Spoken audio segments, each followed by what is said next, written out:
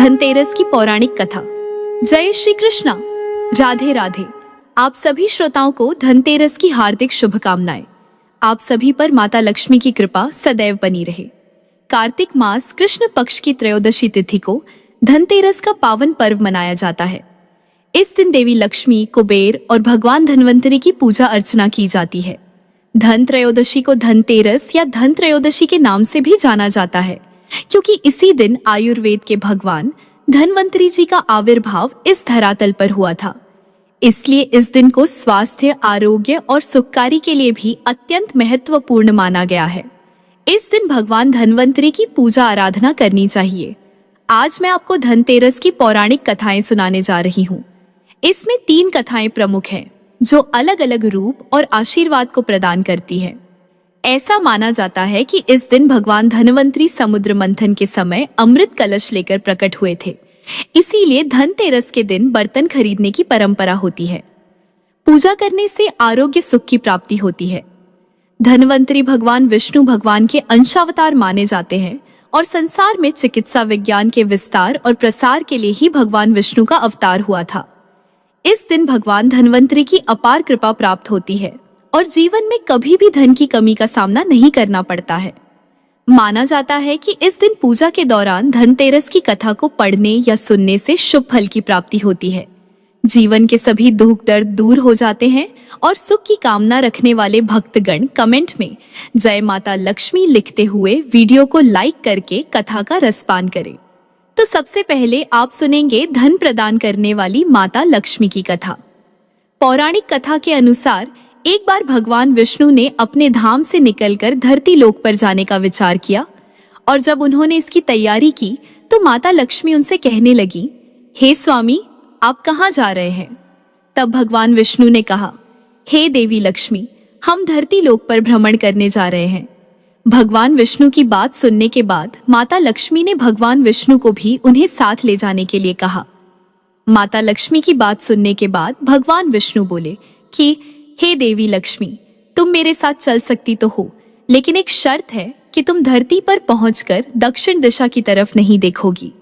माता लक्ष्मी ने शर्त मान ली और जैसे ही माता लक्ष्मी और भगवान विष्णु धरती लोक पर पहुंचे तो सूर्य देव उदित हो रहे थे। रात्रि में बहुत तेज बारिश हुई थी। इसकी वजह से आसपास का वातावरण हरियाली की वजह से बड़ा ही मनोरम हो गया था। धरती बड़ी ही सुंदर नजर आ रही थी। विष्णु जी ने लक्ष्मी जी से कहा कि जब तक मैं न आऊं तुम यहीं ठहरो। मैं दक्षिण दिशा की ओर जा रहा हूं, तुम उधर मत आना। भगवान श्री हरि विष्णु जी के जाने पर लक्ष्मी जी के मन में कौतूहल जागा कि आखिर दक्षिण दिशा में ऐसा क्या रहस्य है जो मुझे मना किया गया है, और भगवान स्वयं चले गए। लक्ष्मी जी से रहा न गया और जैसे ही भगवान आगे बढ़े लक्ष्मी जी भी पीछे पीछे चल पड़ी। कुछ ही आगे जाने के बाद उन्हें सरसों का एक खेत दिखाई दिया जिसमें खूब फूल खिले हुए थे। सरसों की मनोरम शोभा देखकर वह मंत्रमुग्ध हो गई और सरसों के कुछ फूल तोड़कर अपना श्रृंगार करने के बाद आगे बढ़ी। आगे जाने पर एक गन्ने के खेत से लक्ष्मी जी गन्ने तोड़कर रस चूसने लगी। उधर श्री हरि विष्णु जी आए और यह देखकर लक्ष्मी जी से कहा, हे देवी लक्ष्मी, मैंने तुम्हें इधर आने को मना किया था पर तुम न मानी और किसान की चोरी का अपराध कर बैठी। अब तुम इस अपराध के प्रायश्चित में इस किसान की 12 वर्ष तक सेवा करो और समय आने पर मैं स्वयं तुम्हें लेने के लिए आऊंगा। ऐसा कहकर भगवान उन्हें धरती पर छोड़कर क्षीर सागर चले गए। तब माता लक्ष्मी जी उस गरीब किसान के घर काम मांगने गई और एक साधारण स्त्री के रूप में किसान की चाकरी करते हुए उसके घर में रहने लगी। एक दिन देवी लक्ष्मी जी ने उस किसान की पत्नी से कहा कि तुम स्नान कर पहले मेरे द्वारा बनाई गई देवी लक्ष्मी का पूजन करो, तत्पश्चात रसोई बनाना। तुम जो मांगोगी तुम्हें वही मिलेगा। माता लक्ष्मी ने जैसा कहा था किसान की पत्नी ने वैसा ही किया। पूजा के प्रभाव और लक्ष्मी जी की कृपा से किसान का घर दूसरे ही दिन अन्न, धन, रत्न, स्वर्ण आदि से भर गया। लक्ष्मी जी ने किसान को धन धान्य से परिपूर्ण कर दिया। किसान के 12 वर्ष बड़े आनंद पूर्वक व्यतीत हो गए। फिर 12 वर्ष के बाद लक्ष्मी जी जाने के लिए तैयार हुई और भगवान श्री हरि विष्णु जी लक्ष्मी जी को लेने के लिए आए। फिर क्या था किसान ने उन्हें भेजने से इनकार कर दिया। तब भगवान ने किसान से कहा कि इन्हें कौन जाने देता है, यह तो चंचला है, कहीं नहीं ठहरती, इनको बड़े बड़े लोग नहीं रोक सके। इनको मेरा शाप था, इसीलिए 12 वर्ष से तुम्हारी सेवा कर रही थी। तुम्हारे 12 वर्ष सेवा का समय पूरा हो चुका है। किसान हठ पूर्वक बोला कि नहीं, अब मैं लक्ष्मी जी को नहीं जाने दूंगा। तब लक्ष्मी जी ने कहा कि हे किसान, तुम मुझे रोकना चाहते हो तो जो मैं कहूं वैसा करो। कल कार्तिक मास कृष्ण पक्ष की त्रयोदशी तिथि है। तुम कल घर को लीप पोत कर स्वच्छ करना, रात्रि में घी का दीपक जलाकर रखना, सायंकाल मेरा पूजन करना और एक तांबे के कलश में रुपए भरकर मेरे लिए रखना। मैं उस कलश में निवास करूंगी, किंतु पूजा के समय मैं तुम्हें दिखाई नहीं दूंगी, अर्थात अदृश्य रहूंगी। इस एक दिन की पूजा से वर्ष भर मैं तुम्हारे घर से नहीं जाऊंगी। यह कहकर वह दीपकों के प्रकाश के साथ 10 दिशाओं में फैल गई। अगले दिन किसान ने लक्ष्मी जी के कथन अनुसार पूजा किया और उसका घर धन धान्य से परिपूर्ण हो गया। उसी समय से हर वर्ष तेरस के दिन लक्ष्मी जी की पूजा की जाती है और उनसे सदा के लिए अपने घर में निवास करने की प्रार्थना की जाती है। प्रेम से बोलिए लक्ष्मी मात की जय। प्रिय श्रोताओं, अब आइए श्रवण करते हैं धनतेरस के दिन सुनी जाने वाली यमदेव की कथा। इस कथा को श्रवण करने से अकाल मृत्यु नहीं होती है और घर में धन धान्य की कमी नहीं पड़ती। पौराणिक कथा के अनुसार एक बार यमराज ने यमदूतों से पूछा कि तुम लोग अनंत काल से प्राणियों के शरीर से प्राण का हरण कर निष्प्राण करने का दुखदायी कार्य कर रहे हो। प्राणियों को मृत्यु की गोद में सुलाते समय क्या तुम्हारे मन में कभी दया का भाव नहीं आता? यदि कभी ऐसा हुआ है तो मुझसे कहो, आज मैं तुम्हारी पीड़ा सुनने को उत्सुक हूँ। लेकिन दूत यम देवता के भय से बार बार यही कहते रहे कि हे स्वामी, हम तो अपना कर्तव्य निभाते हैं, आपकी आज्ञा का पालन करते हैं। तब यम देवता समझ गए कि दूत ये बातें किसी दंड के भय से या कर्तव्य विमुख घोषित कर दिए जाने के भय से ही कह रहे हैं। तब उन्होंने यमदूतों के साथ प्रेम पूर्वक बात करके उनके मन में व्याप्त भय दूर किया और पुनः वही प्रश्न किया। यमदेव के प्रेम पूर्वक बात करने पर दूतों ने एक घटना का जिक्र किया। उन्होंने कहा कि यम देवता, एक बार राजा हेम के पुत्र का प्राण लेते समय उसकी नवविवाहिता पत्नी का करुण विलाप सुनकर हमारा हृदय भी पसीज गया था। इच्छा हो रही थी कि उसके प्राण न ले, क्योंकि वह तो अल्पायु था। मात्र 16 वर्ष की अवस्था में उसके प्राण शरीर से बाहर आ रहे थे, लेकिन विधि के विधान के अनुसार हम चाहकर भी कुछ न कर सके। यह सुनकर यमराज ने कहा कि मुझे पूरा प्रसंग विस्तार से सुनाओ। यमराज का आदेश पाकर दूत ने प्रसंग बताना शुरू किया। उसने बताया कि एक बार हंस नामक एक प्रतापी राजा शिकार के लिए वन में निकले और भटकते हुए दूसरे राजा हेमराज के राज्य में पहुंच गए। भूख प्यास से व्याकुल राजा हंस का हेमराज ने बड़ा स्वागत किया। उसी दिन हेमराज को पुत्र की प्राप्ति हुई थी। कई वर्ष की प्रतीक्षा के बाद उसके यहाँ पुत्र रूप में संतान की प्राप्ति हुई, तो इस मौके पर उत्सव का आयोजन किया गया था, जहां एक परंपरा के अनुसार ज्योतिषी को भी बुलाया गया था, जिन्होंने यह भविष्यवाणी की कि हे राजन, अपने पुत्र का विवाह मत करना, क्योंकि विवाह के चौथे ही दिन सर्प के काटने से इसकी अकाल मृत्यु हो जाएगी। यह सुनते ही सारा राज्य शोक में डूब गया। अतिथि के रूप में वहां उपस्थित राजा हंस को भी बहुत शोक हुआ। उसने हेमराज को सांत्वना देते हुए कहा कि महाराज, आप चिंता न करें, मैं राजकुमार के प्राणों की रक्षा करूंगा। अपने वचन का निर्वाह करने के लिए राजा हंस ने यमुना तट पर एक ऐसे किले का निर्माण कराया जिसमें बिना अनुमति के तो पवन भी प्रवेश नहीं कर सकती थी। उसी किले में सुरक्षा के बीच राजकुमार तरुण हुआ। राजकुमार ने कभी कोई स्त्री नहीं देखी थी, लेकिन देवयोग से उसे एक दिन एक राजकुमारी दिख गई। दोनों एक दूसरे को देखकर मोहित हो गए और उन्होंने आपस में गांधर्व विवाह कर लिया। दोनों साक्षात कामदेव और रति देवी के युगल के समान प्रतीत होते थे। राजा हंस को पता चला तो उसे ज्योतिषी की भविष्यवाणी याद आई।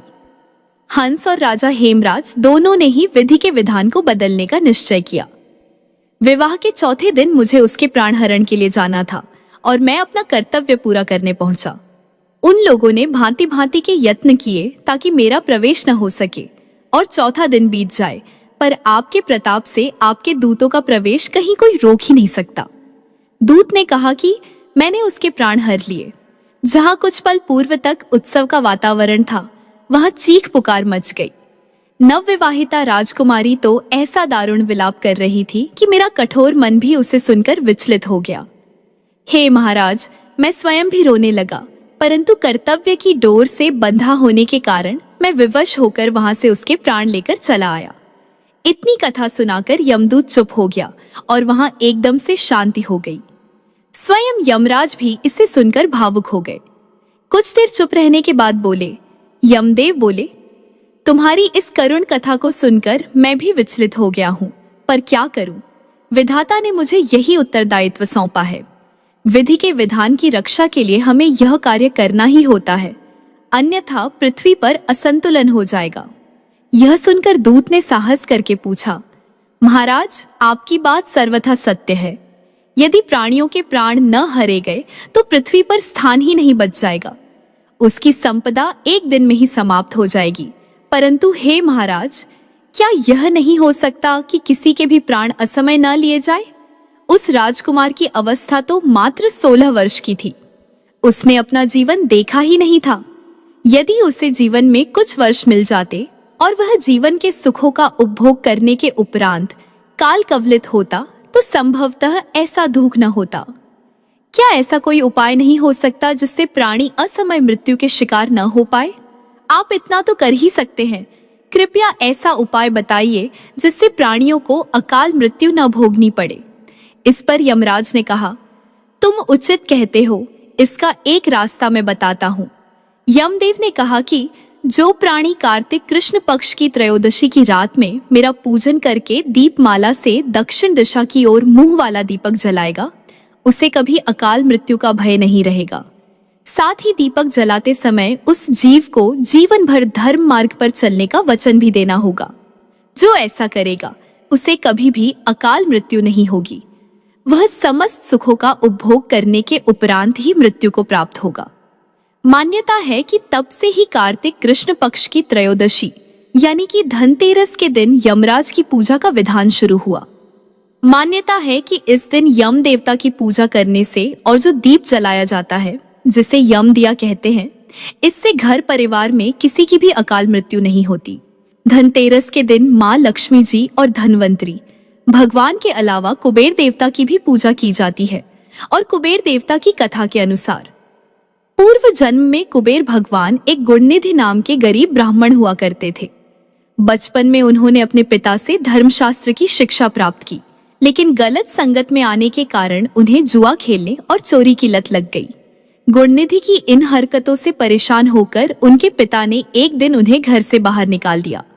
घर से निकाले जाने के बाद उनकी हालत बहुत दयनीय हो गई और वह घर घर जाकर लोगों से भोजन मांगने लगे। एक दिन की बात है, गुणनिधि भोजन की तलाश में गांव-गांव भटक रहे थे, लेकिन उस दिन उन्हें किसी ने भी भोजन नहीं दिया। इसके बाद गुणनिधि भूख और प्यास से व्याकुल हो गए।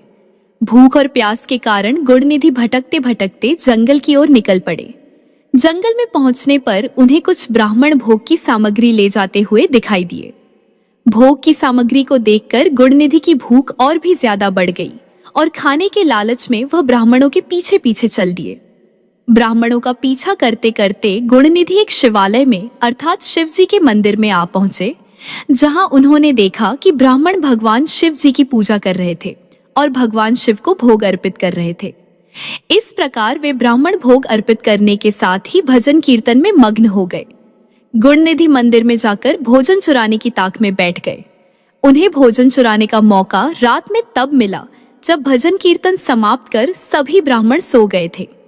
तब गुणनिधि चुपके चुपके दबे पांव भगवान शिव की प्रतिमा के पास जा पहुंचे, लेकिन वहां पर तो इतना अंधेरा था कि उन्हें कुछ भी नजर नहीं आया। इसलिए उन्होंने एक दीपक जलाया, लेकिन वह दीपक हवा के कारण बुझ गया और यह क्रम बार बार चलता रहा। थोड़ी ही देर में गुणनिधि वहां से भोग प्रसाद चुराकर भागने की कोशिश करने लगे। भागते समय एक ब्राह्मण ने उन्हें देख लिया और चोर चोर कहकर चिल्लाने लगा। गुणनिधि वहां से जान बचाकर भाग निकले, लेकिन वह नगर के रक्षकों का निशाना बन गए। भोजन चुराकर भागते समय गुणनिधि की मृत्यु हो गई, लेकिन अनजाने में उनसे महाशिवरात्रि के व्रत का पालन हो गया था, जिसके कारण वह उस व्रत के शुभ फल के हकदार बन गए थे। अनजाने में ही महाशिवरात्रि के व्रत का पालन हो जाने के कारण गुणनिधि अपने अगले जन्म में कलिंग देश के राजा बन गए। अपने इस जन्म में गुणनिधि भगवान शिव के परम भक्त हुए। वह सदैव भगवान शिव की भक्ति में ही खोए रहते थे और उनकी इस कठिन तपस्या और साधना और भक्ति को देखकर भगवान शिव उन पर अत्यंत प्रसन्न हुए। भगवान शिव की ही माया थी, जिसके कारण एक गरीब ब्राह्मण धन के देवता कुबेर कहलाए और संसार में पूजनीय बन गए। तब भगवान शिव ने उन्हें आशीर्वाद दिया कि धन त्रयोदशी तिथि अर्थात धनतेरस के दिन उनकी पूजा किए बिना धनतेरस की पूजा सफल नहीं मानी जाएगी। यही कारण है कि धनतेरस के दिन कुबेर देवता की भी पूजा की जाती है और कुबेर देवता को धन के देवता अर्थात धन प्रदान करने वाले देवता माना जाता है। जो भी व्यक्ति सच्चे मन से कुबेर देवता की पूजा करता है, उनके घर में धन के भंडार भरे रहते हैं। अब आइए श्रवण करते हैं लक्ष्मी माता की अगली कथा, जिसे सुनने मात्र से सभी मनोकामनाएं पूर्ण होती हैं। एक दिन लक्ष्मी जी की बड़ी बहन ज्येष्ठा ने उनसे कहा, बहुत दिनों से एक बात मेरे मस्तिष्क में कौंध रही है, सोचती हूँ कि तुमसे पूछूं या नहीं। देवी लक्ष्मी ने कहा, ऐसी क्या बात है बहन, मन में जो कुछ भी है निसंकोच पूछो। वैसे भी कोई बात मन में न रखकर उसका समाधान कर लेना ही बुद्धिमानी है। लक्ष्मी जी ने मुस्कुराकर कहा, मैं अक्सर यही सोचती रहती हूँ कि सुंदरता में हम दोनों बराबर हैं, फिर भी लोग तुम्हारा आदर करते हैं और मैं जहां भी जाती हूँ वहां उदासी छा जाती है। मुझे लोगों की घृणा और क्रोध का शिकार होना पड़ता है, जबकि हम दोनों सगी बहनें हैं। ऐसा क्यों? लक्ष्मी जी ने हंसकर कहा, सगी बहन या समान सुंदरता होने से ही आदर नहीं मिलता, उसके लिए अपने को भी कुछ करना चाहिए। लोग मेरा आदर इसलिए करते हैं क्योंकि मैं उनके घर पहुंचते ही सुख के साधन जुटा देती हूँ। संपत्ति और वैभव से आनंदित होकर लोग मेरा उपकार मानते हैं, तभी मेरी पूजा करते हैं। उधर तुम्हारा यह हाल है कि जिसके यहाँ भी तुम जाती हो उसको गरीबी, रोग और आपदा सहनी पड़ती है। इसी वजह से लोग तुमसे घृणा करते हैं, कोई आदर नहीं करता। आदर पाना है तो दूसरों को सुख पहुंचाओ। ज्येष्ठा को लक्ष्मी जी की बात चुभ गई। उन्हें लगा कि लक्ष्मी जी को अपनी महिमा का अभिमान हो गया है। उन्होंने तड़प कर कहा, लक्ष्मी, तुम मुझसे हर बात में छोटी हो, अवस्था में भी और प्रभाव में भी। मुझे उपदेश देने का भी विचार न करो। अगर तुम्हें अपने वैभव का अहंकार है तो मेरे पास भी अपना एक प्रभाव है। मैं जब अपनी पर आऊं तो तुम्हारे करोड़पति भक्त को भी पल भर में भिखारी बना दूं। लक्ष्मी जी को हंसी आ गई और कहने लगी, बहन, तुम बड़ी हो इसलिए कुछ भी कह लो, लेकिन जहां तक प्रभाव की बात है मैं तुमसे कम नहीं हूं। जिसको तुम भिखारी बनाओगी उसे मैं दूसरे दिन रंग से फिर राजा बना दूंगी। मेरी महिमा का अब भी तुम्हें पता ही कहाँ है। लक्ष्मी जी की बात सुनकर अलक्ष्मी जी ने कहा कि तुम्हें भी मेरी महिमा का पता ही नहीं है। जिसकी तुम सहायता करोगी उसे मैं दाने दाने के लिए भी मोहताज कर दूंगी। देखो बहन, दाने दाने के लिए तो तुम उसे मोहताज कर सकती हो जिससे मैं रूठ जाऊं। जिसके सिर पर मेरा वरदहस्त न हो उसका तुम कुछ भी बिगाड़ सकती हो, परंतु जिस पर मेरी कृपा दृष्टि है उसका कोई भी बाल तक बांका नहीं कर सकता। अगर तुम अपना प्रभाव दिखाने को इतनी ही उतावली हो रही हो तो कल अपना प्रभाव दिखाकर देख लेना। ठीक है, बोलो कहाँ चले? दूर क्यों जाए, पास ही अनुराधापुर है। उसमें एक ब्राह्मण रहता है, दीनानाथ। वह रोज मंदिर में पूजा करने जाता है और मेरा पक्का भक्त है। उसी पर हमें अपनी अपनी महिमा दिखानी है। ज्येष्ठा को ताव आ गया। उन्होंने हाथ झटक कर कहा, ठीक है, देख लेना, कल तुम्हारा सिर ही झुक जाएगा। कहकर वह एक ओर चली गई। लक्ष्मी जी वहीं खड़ी बहन के क्रोध और अहंकार पर मुस्कुराती रहीं। दूसरे दिन दोनों बहनें अनुराधापुर के विष्णु मंदिर में पहुंची। उन्होंने वेश बदल रखा था। साधारण स्त्रियों की तरह वे दोनों मंदिर के द्वार पर बैठ गई। लोगों ने देखा अवश्य, किंतु किसी ने उनकी ओर कोई खास ध्यान नहीं दिया। ध्यान देने वाली कोई खास बात थी भी नहीं। वह मंदिर था और वहां हर रोज दीन दुखी आते जाते रहते थे। वहां आने वाले सभी किसी न किसी परेशानी में घिरे रहते थे। फिर भला उन्हें किसी दूसरे की परेशानी से क्या सरोकार हो सकता था। थोड़ी देर बाद वहां दीनू पंडित आया। दोनों बहनों की नजरें उस पर जम गई। पूजा करके जब वह लौटने लगा तो ज्येष्ठा ने कहा, लक्ष्मी, वह तुम्हारा भक्त आ रहा है, बन पड़े तो कोई सहायता करो। हाँ, करती हूँ, कहकर लक्ष्मी जी ने एक पोला बांस दीनू के रास्ते में रख दिया जिसमें मोहरें भरी हुई थीं। ज्येष्ठा ने बांस को छूकर कहा, अब तुम मेरा प्रभाव भी देख लेना। पूजा करके लौट रहे दीनू ने रास्ते में पड़ा हुआ वह बांस का टुकड़ा उठा लिया। उसका विचार था कि वह किसी काम आ जाएगा। घर में 100 जरूरतें होती हैं। अभी वह पंडित कुछ ही आगे बढ़ा था कि उसे एक लड़का मिला। लड़के ने पहले पंडित जी से राम राम की, फिर बड़ी ही नम्रता से बोला, पंडित जी, मुझे अपनी चारपाई के लिए बिल्कुल ऐसा ही बांस चाहिए। दादाजी ने यह कहकर भेजा है कि जाओ बाजार से ले आओ। ऐसा बांस पंडित जी कहाँ मिलेगा? दीनू ने कहा, मैंने मोल नहीं लिया, रास्ते में पड़ा था सो उठा लाया।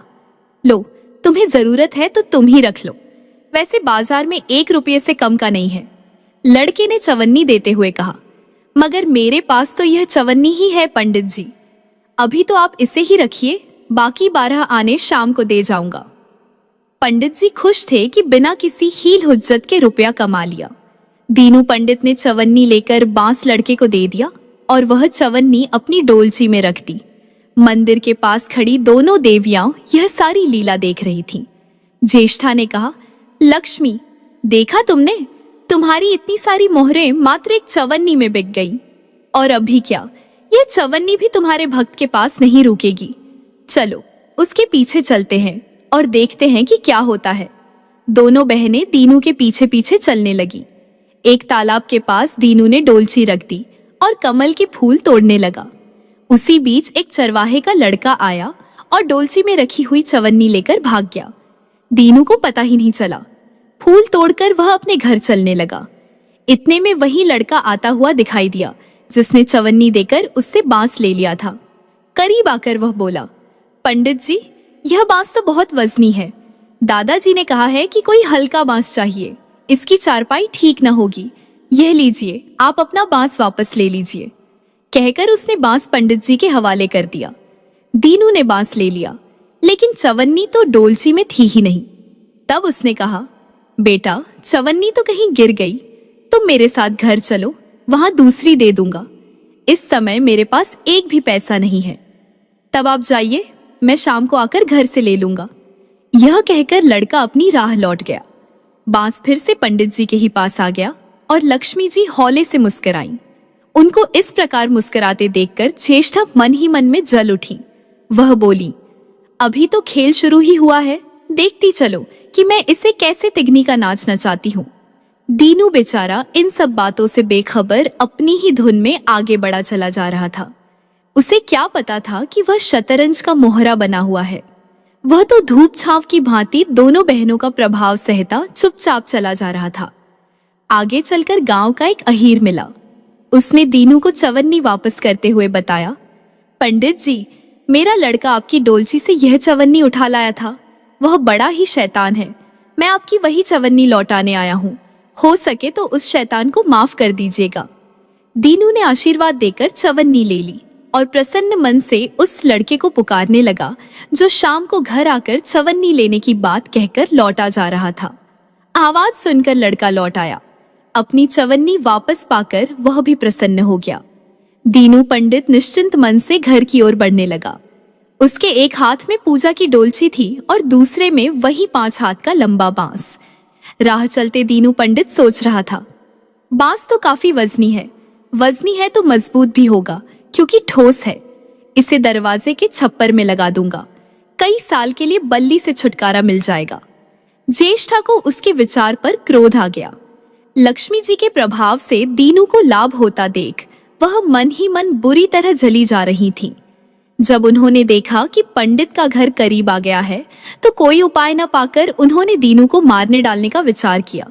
उन्होंने कहा, लक्ष्मी, धन संपत्ति तो मैं छीन ही लेती हूँ, अब तुम्हारे भक्त के प्राण भी ले लूंगी। देखो वह किस तरह तड़प तड़प कर मरता है। और वह तुरंत सांप बनकर दीनू की ओर दौड़ पड़ी। लक्ष्मी जी को तनिक भी घबराहट नहीं हुई। वह उसी तरह खड़ी मुस्कुराती रही। सहसा दीनू चौंक पड़ा। एक भयानक सांप फन उठाए उसकी ओर झपट रहा था। प्राण तो सभी को प्रिय होते हैं, उपाय रहते कोई अपने को संकट में नहीं पड़ने देता। दीनू ने पगडंडी वाला रास्ता छोड़ दिया और एक ओर को भागने लगा, लेकिन सांप बनी ज्येष्ठा उसे भला कहाँ छोड़ने वाली थी। वह तो उस गरीब के प्राणों की प्यासी हो चुकी थी। वह भी दीनू के आगे पीछे दाएं बाएं बराबर दौड़ती ही रही। दीनू घबरा गया। उसने हाथ जोड़कर कहा, नाग देवता, मैंने तुम्हारा कुछ नहीं बिगाड़ा। दीनू बेचारा इन सब बातों से बेखबर अपनी ही धुन में आगे बढ़ा चला जा रहा था। उसे क्या पता था कि वह शतरंज का मोहरा बना हुआ है। वह तो धूप छांव की भांति दोनों बहनों का प्रभाव सहता चुपचाप चला जा रहा था। आगे चलकर गांव का एक अहीर मिला। उसने दीनू को चवन्नी वापस करते हुए बताया, पंडित जी, मेरा लड़का आपकी डोलची से यह चवन्नी उठा लाया था। वह बड़ा ही शैतान है। मैं आपकी वही चवन्नी लौटाने आया हूँ। हो सके तो उस शैतान को माफ कर दीजिएगा। दीनू ने आशीर्वाद देकर चवन्नी ले ली और प्रसन्न मन से उस लड़के को पुकारने लगा, जो शाम को घर आकर चवन्नी लेने की बात कहकर लौटा जा रहा था। आवाज सुनकर लड़का लौट आया। अपनी चवन्नी वापस पाकर वह भी प्रसन्न हो गया। दीनू पंडित निश्चिंत मन से घर की ओर बढ़ने लगा। उसके एक हाथ में पूजा की डोलची थी और दूसरे में वही 5 हाथ का लंबा बांस। राह चलते दीनू पंडित सोच रहा था, बांस तो काफी वजनी है तो मजबूत भी होगा क्योंकि ठोस है। इसे दरवाजे के छप्पर में लगा दूंगा। कई साल के लिए बल्ली से छुटकारा मिल जाएगा। ज्येष्ठा को उसके विचार पर क्रोध आ गया। लक्ष्मी जी के प्रभाव से दीनू को लाभ होता देख वह मन ही मन बुरी तरह जली जा रही थी। जब उन्होंने देखा कि पंडित का घर करीब आ गया है, तो कोई उपाय न पाकर उन्होंने दीनू को मारने डालने का विचार किया। उन्होंने कहा, लक्ष्मी, धन संपत्ति तो मैं छीन ही लेती हूँ, अब तुम्हारे भक्त के प्राण भी ले लूंगी। देखो वह किस तरह तड़प तड़प कर मरता है। और वह तुरंत सांप बनकर दीनू की ओर दौड़ पड़ी। लक्ष्मी जी को तनिक भी घबराहट नहीं हुई। वह उसी तरह खड़ी मुस्कुराती रही। सहसा दीनू चौंक पड़ा।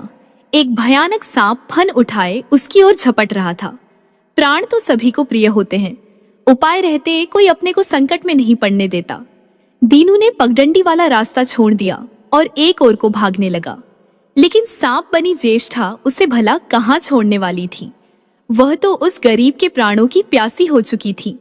वह भी दीनू के आगे पीछे दाएं बाएं बराबर दौड़ती ही रही। दीनू घबरा गया।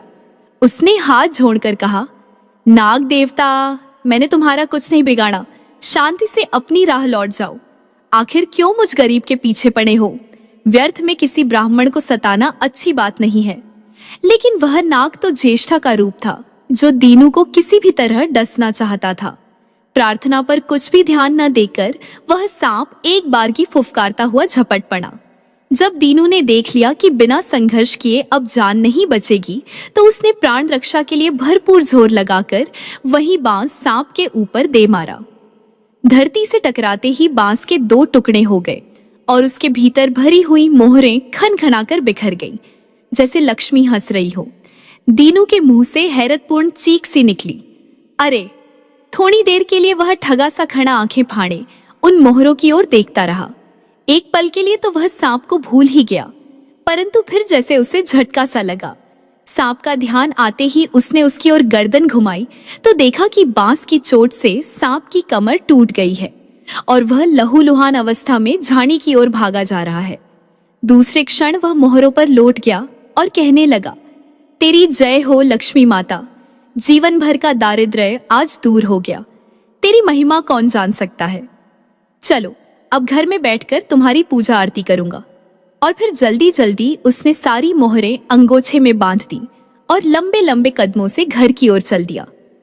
पीछे एक पेड़ की छाया में खड़ी लक्ष्मी अपनी बहन ज्येष्ठा से मुस्कुराकर पूछ रही थी, कहो बहन, सच बताना, बड़प्पन की थाह मिली कि अभी नहीं? बड़प्पन किसी को कुछ देने में ही है, उससे छीनने में नहीं। ज्येष्ठा ने कोई उत्तर नहीं दिया। वह चुपचाप उदास खड़ी रही। लक्ष्मी जी ने उनका हाथ पकड़कर कहा, फिर भी हम दोनों बहनें हैं। जहाँ रहेंगी साथ ही रहेंगी। आओ अब चलें।